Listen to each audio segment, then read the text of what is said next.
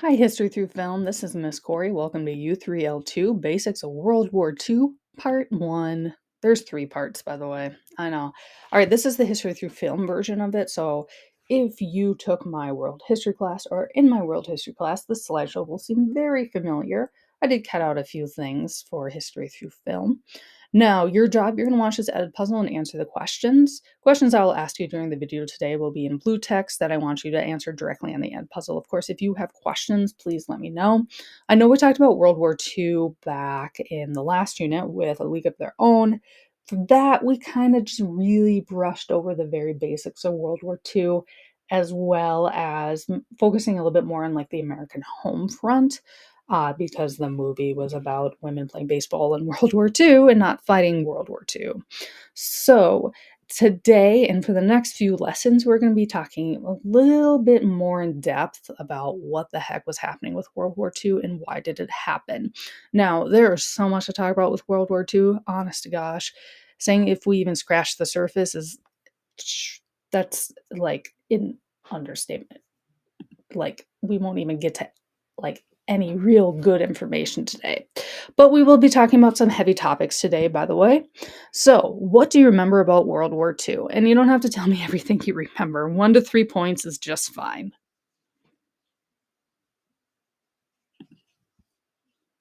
Yeah, there's a lot to remember. Again, there's so much to talk about with World War II. Sometimes I kind of get lost of like what should I talk about. So, here's another question talking about the sides of World War II.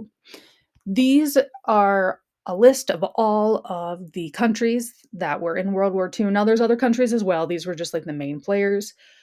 So, who was on the Ally side of World War II? And who was on the Axis power side of World War II? So, here is the answer. So, on the Axis side, we have Japan, Italy, and Germany. The Allies, we have France, America, Britain, and the Soviet Union. All right, let's get into World War II. First thing we need to talk about is fascism. What is fascism? It's a type of government. It's where it is headed by a dictator. The government controls all aspects of politics, economics, and social life. People cannot criticize the government. There is radical nationalism, which we'll talk about what nationalism is, I think, in the next slide, and also glorifies the state above the individual citizens. So this quote here is a quote that I've really grown to appreciate as I've taught like world history and other histories. So it says the difference between patriotism and nationalism is that the patriot is proud of his country for what it does, and the nationalist is proud of his country no matter what it does. The first attitude, which is patriotism, creates a feeling of responsibility, but the second, which is nationalism, a feeling of blind arrogance that leads to war. So just think about that for a minute.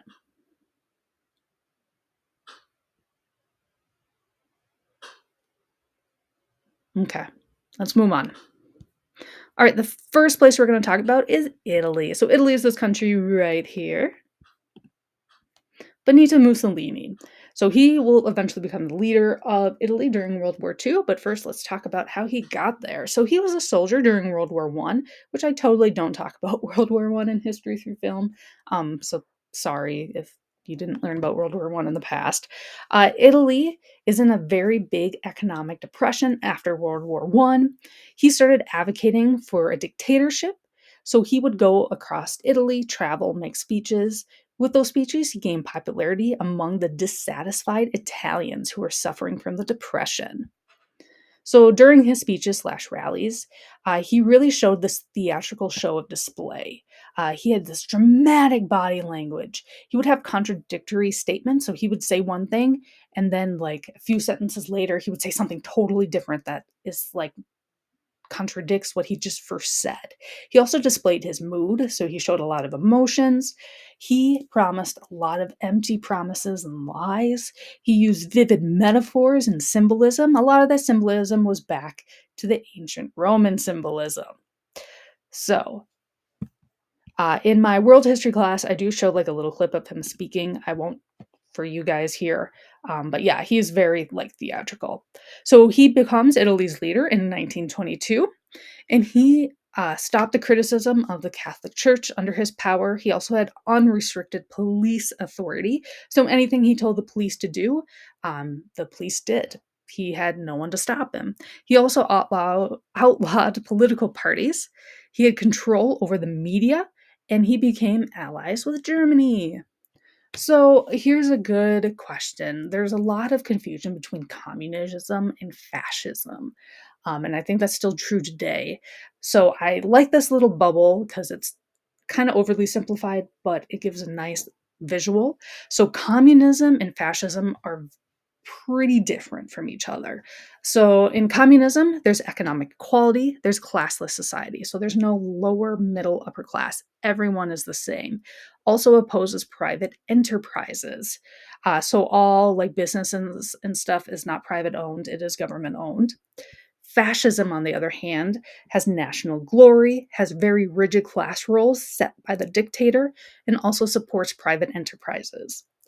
In the middle here, there are a few little things that overlap, such as societal well-being, which means like you want to keep your citizens happy-ish.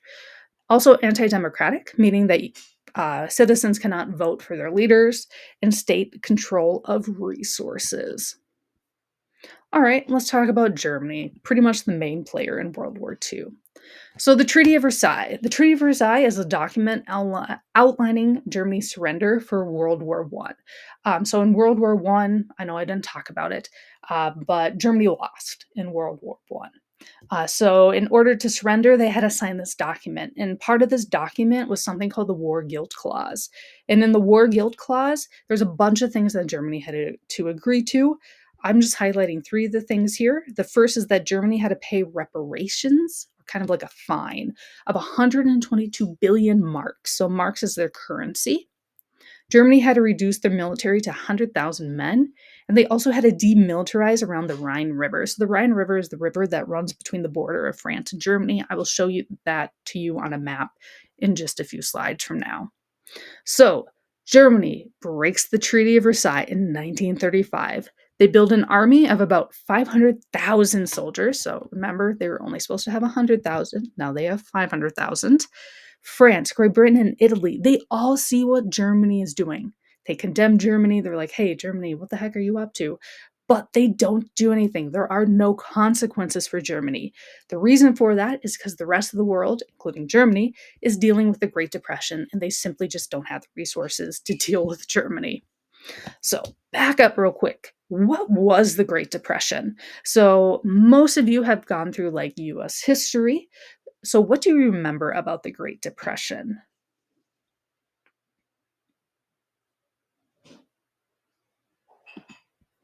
If you don't remember, that's fine. So, kind of the basics of it, it happened between 1929 and 1939. It's a major economic downfall. There's declines in consumer demands and also financial panics. This happened worldwide, not just in the US. I know we talk a lot about it in the US history, but it wasn't just a US thing, it was a world thing. The reason for this is because misguided government policies caused economic output to fall across the world. It also led to high prices and small employment. So, pretty much, people could not afford to live. All right, now let's go back to the German path to war. So, Hitler breaks the Treaty of Versailles. He began to draft for his military, and he demilitarized the Rhineland. And he also built up weapons for his army. So in 1936, Germany sends troops to the Rhine River. So again, here's the Rhine River that I was talking about before. This is on the border of Germany and France. Also, Luxembourg and Belgium are kind of squeezed in there as well. So a demilitarized zone, it means like a country cannot have any like weapons or soldiers or anything like in that area. France's government at this time is very disorganized. They see what Germany's doing, but they can't do anything about it because their government is like not functioning. So Britain also feels really bad for Germany due to the Treaty of Versailles and its like really like strict rules. So Britain supports fascism because it's not communism. So in US history, we talked about communism and like the US hates communism. It's not just the US who hates communism. All of the other European countries pretty much also hate communism. So Britain actually supported fascism for a little bit at least. And Britain also decided on the Dawes Act to lessen the money burden that Germany has to pay back from World War One. So you're probably like, okay, but how did Hitler become into power? Great question. Here's kind of the short story of it. So he became the leader of the German Workers' Party in 1919. The German Workers' Party is a political party. It would eventually become known as the Nazi Party. He became very popular during the Great Depression. He became so popular that he actually got second place in the 1932's presidential election. So Nazism, it's a branch of fascism. So we talked about fascism at the beginning of the slideshow. Again, there's a dictator who rules the government. Usually that dictator is incredibly charismatic. There's also high nationalism, meaning that the country can do no wrong. So, Nazism had a goal, and that was to eliminate what Hitler described as the enemies of the German people. So, he believed that non Jewish and non Slav Germans were are also called the Aryans or the master race, were like the perfect human being. And he wanted those people to thrive and get rid of anyone that he sees as an enemy. So you're probably like, okay, but he got second place in the presidential election, not first place. So how did he become into power? Good question. Here's like the really shortened version of it. So the person who got in first place, aka the president, his name was President Hindenburg. So he was the president of Germany. And he saw that Hitler was very popular. So he's like, hey, Hitler, I'm going to put you second in command, or called the chancellor. Now, the German capital is called the Reichstag building. So we'll talk in a second why it's all burned down. And the Reichstag building had this huge fire. And as you can see, pretty much everything was destroyed. During the chaos of this fire, Hitler took emergency power of the government. This led to the Enabling Act of 1933. So that gave the German chancellor, aka Hitler, power to control the country without needing to consult parliament or the president. So, pretty much dictatorship at that point. He also gave the German government power to ignore the Constitution for 4 years. And this is how Hitler established a totalitarian state. So, Hindenburg, that was the president, he dies in August of 1934. So, Hitler becomes both president and chancellor. He then combines those two positions to become the Führer. And the Führer has an unrestricted government power. So, the main reason why Germans believed in Hitler's leadership in Nazis was because they had hope that he would end Germany's economic depression. SS, or the Schutzstaffel. So this was Hitler's personal army. It was a political army of the Nazi Party. By 1933, there were 50,000 members. They acted as Hitler's own police force.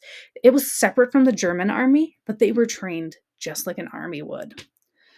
So it also stands for the protective echelon. That's what it like translates to English. It's SS for short. They oversaw concentration camps. They did fight in World War II as well, but they did more of like the elite military operations. And by 1939, there were 250,000 men that Hitler could control with a snap of his fingers. So here's another really good question with World War II.